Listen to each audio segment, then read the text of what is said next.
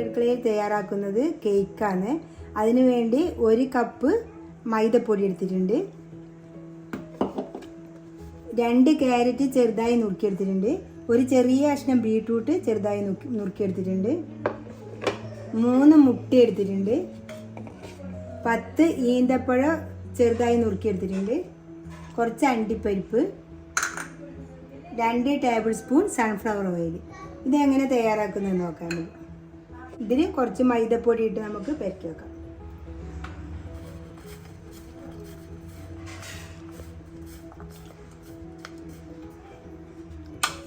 നമുക്ക് ഈ ക്യാരറ്റിലും ബീട്രൂട്ടിലും വെള്ളം കളയണം. നമുക്ക് ഇതിൻ്റെ അകത്ത് ഇട്ടൊന്ന് പിഴിഞ്ഞു കൊടുക്കാം, അല്ലെങ്കിൽ നല്ലൊരു കോട്ടൺ തുണി എടുത്താലും മതി. ഞാനിപ്പോൾ ഇതിൻ്റെ അകത്ത് ഇട്ടിട്ടാണ് പിഴിഞ്ഞെടുക്കുന്നത്. 2 ഒപ്പരൂടെ.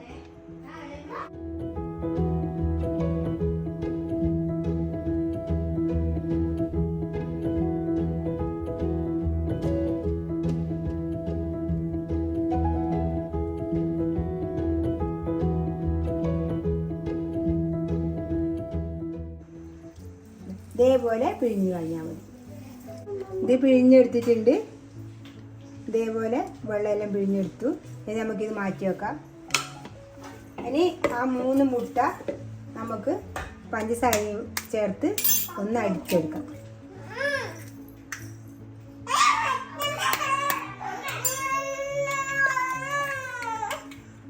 ഇതിലേക്ക് സൺഫ്ലവർ ഓയിൽ ചേർത്ത് കൊടുക്കാം. എടുത്തു വെച്ച പഞ്ചസാരയിൽ നിന്ന് 1/4 ഭാഗം നമുക്കിതിലേക്ക് ചേർത്ത് കൊടുക്കാം. കുറച്ച് ഉരുക്കിയെടുക്കാൻ വേണ്ടിയിട്ട് ചെയ്യാം, കാരമൽ ചെയ്യാൻ വേണ്ടിയിട്ട് എടുക്കാം. അത് നമുക്കൊരു പാത്രത്തിലേക്ക് മാറ്റി കൊടുക്കാം. ഇതിന് നന്നായി അടിച്ചെടുക്കാം. അടിച്ചെടുത്തിട്ടുണ്ട്. ഇതിവിടെ മാറ്റി വെക്കാം. ഇത് നമുക്ക് എടുത്തു വെച്ച മൈദ ഒരു പാത്രത്തിലേക്ക് മാറ്റി കൊടുക്കാം.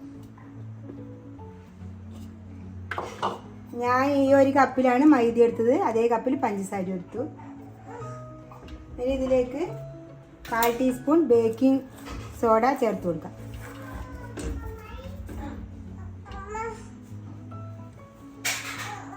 ഇതിൽ അടിക്കുമ്പോൾ ഞാൻ 1 നുള്ളി ഉപ്പ് ചേർത്തിന്, അത് ഞാൻ കാണിക്കാൻ വിട്ടുപോയതാണ്. ഇനി ഇത് നന്നായി നമുക്ക് യോജിപ്പിച്ച് കൊടുക്കാം.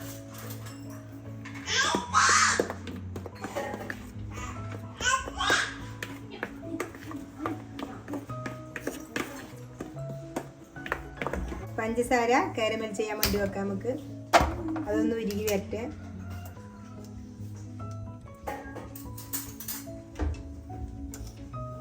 ഇതായിട്ടുണ്ട്. ഇനി ഞാൻ തീ ഓഫാക്കിയിട്ടുണ്ട്. ഇതിൽ കുറച്ച് വെള്ളം ഇട്ടു.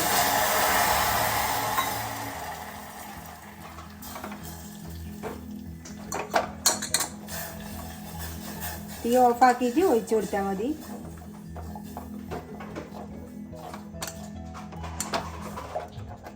നന്നായി ഇളക്കി കൊടുക്കാം.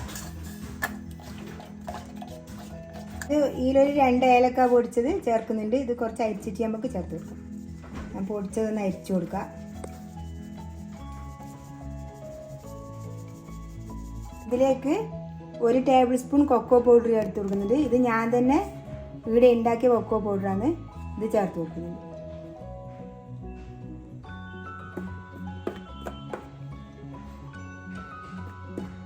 നന്നായി കൂട്ടി യോജിപ്പിച്ചു കൊടുക്കും.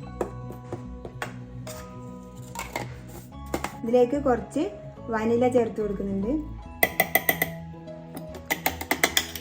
ഇനി ഇതെല്ലാം നമുക്കൊന്ന് കൂട്ടി യോജിപ്പിച്ചെടുക്കാം. ഇനി എടുത്തു വെച്ച ഈന്തപ്പഴം നമുക്കിതിലേക്ക് ചേർത്ത് കൊടുക്കാം. ആദ്യം തന്നെ നമുക്കിത് ഈ അടിച്ചു വെച്ച മുട്ട ഇതിലേക്ക് ഒന്ന് ചേർത്ത് നന്നായി ഇളക്കി കൊടുക്കാം. കുറേശ്ശായി ഇളക്കി കൊടുക്കാം. ഇതിലേക്ക് 1/4 ടീസ്പൂൺ നെയ്യ് ഒഴിച്ചു കൊടുക്കുന്നുണ്ട്. ബട്ടർ ഉണ്ടെങ്കിൽ ബട്ടർ ഇട്ട് കൊടുത്താലും മതി.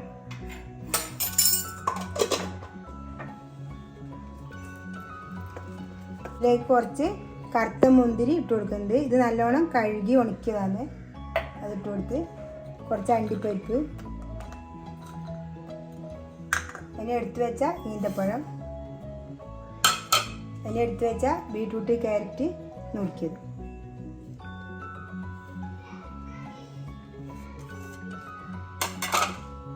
ഇനി ഇതെല്ലാം ഇട്ട് നന്നായി ഒന്ന് ഇളക്കി കൊടുക്കാം. നമ്മൾ എടുത്തു വെച്ച കാരമൽ ചെയ്ത പഞ്ചസാര ചേർത്ത് കൊടുക്കാം.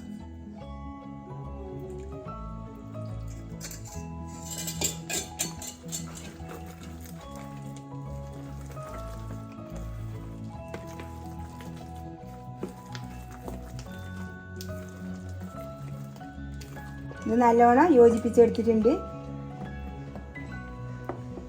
ഞാനൊരു പാത്രം എടുത്തിട്ടുണ്ട്. ഇതിൽ ഞാൻ ബട്ടർ പേപ്പർ കുറച്ച് നെയ്യും തടി വെച്ചിട്ടുണ്ട്. അരിക്കൊക്കെ ഞാൻ മൈദ വെതറിയിട്ടുണ്ടായിരുന്നു നെയ്യ് തടയിട്ട്. നമുക്കിതിലേക്ക് ഒഴിച്ചു കൊടുക്കാം.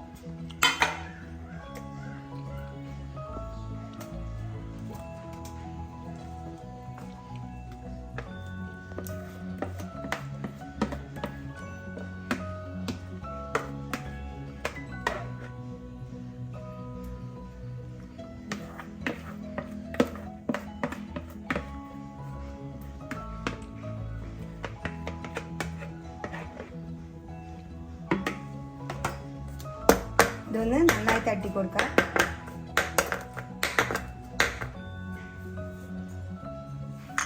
ഇനി ഇതിൻ്റെ മുകളിൽ നമുക്ക് അണ്ടിപ്പരിപ്പ് വെച്ച് കൊടുക്കാം.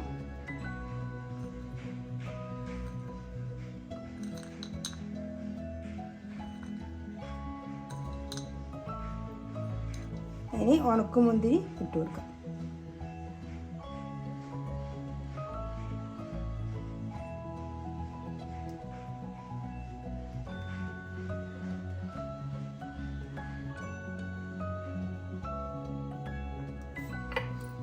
ഇനി നമുക്ക് ബേക്ക് ചെയ്തെടുക്കാം.